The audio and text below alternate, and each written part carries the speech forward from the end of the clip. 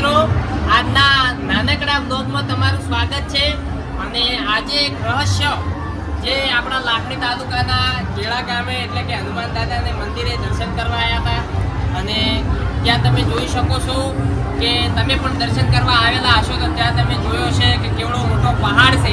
પહાડ શેનો છે? નારિયેળનો છે. ચાલો તમને પણ બતાવીએ. અમે ધાબા ઉપર રહીને શૂટ કર્યું છે. તમે પાછળ જોઈ શકો છો કે દાદાના આશીર્વાદ જેના જેના પર ફળ્યા છે એમને નારળ ચડાયા છે.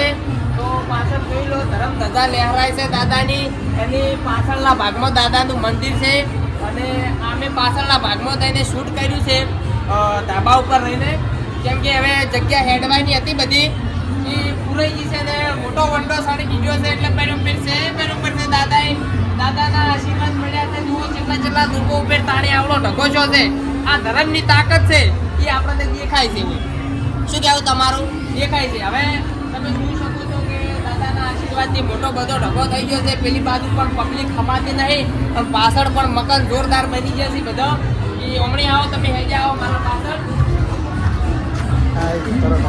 અને આ બાજુ મારું બેટું પેલું ગોળ ગોળ ગોળ ગંભાના પેલા વિડીયો બનાવે, બધા વિડીયો બનાવે છે.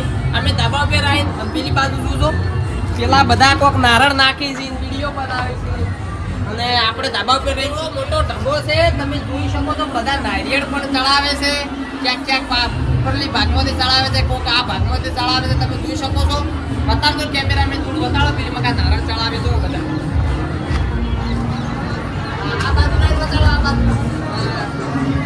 આ પેપેડનું ઝાડ છે. તમે જોઈ શકો છો. ત્યાં છે ભાઈ ગોટા તળવાનું સારું છે પણ આપણે તો મોળા, આપણે વાત છે મોળા કે આપણે ગોટા ખાવા પડે. કેળા આયા તો ગોટા તો ખાવા જ પડે. કે દાદા પ્રસાદી જો મેલી તમે બીજા છે રવાઈ જોડો આવો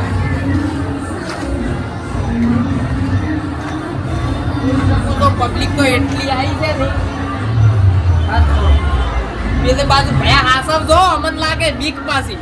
અમે હોય પેલી લાકડાની સીડી લઈને ચડ્યા ધાબા પર. પૂછામ કે પેલી સીડી નાશી નથી એટલે આરી સીડી લઈને ચડવું પડ્યું. કશો હતો નહીં હડો બરોબર છે. સુખની વાત છે જેમ કે દાદાના દર્શન મળ્યા છે. સુખની જ વાત છે. દુઃખની વાત તો આજ તો કહેવા ના આવે. હવે ઢગો બતાવી દો પછી વ્લોગ આપણે પૂરો કરો. તમે જોઈ શકો છો પહાડ તો ઘણા જોયા છે પણ આ નારળનો પહાડ જોવો હોય તો અમારે ગેડા આપવું પડે તમારે. હા જુઓ દાદાના પ્રતાપ જુઓ. ચલો મિત્રો, મળીશું હવે એક નવા વ્લોગમાં અને કોઈક નવા અંદાજમાં. તો જોવાનું ભૂલતા નહીં. બોલો હનુમાન દાદા કી જય.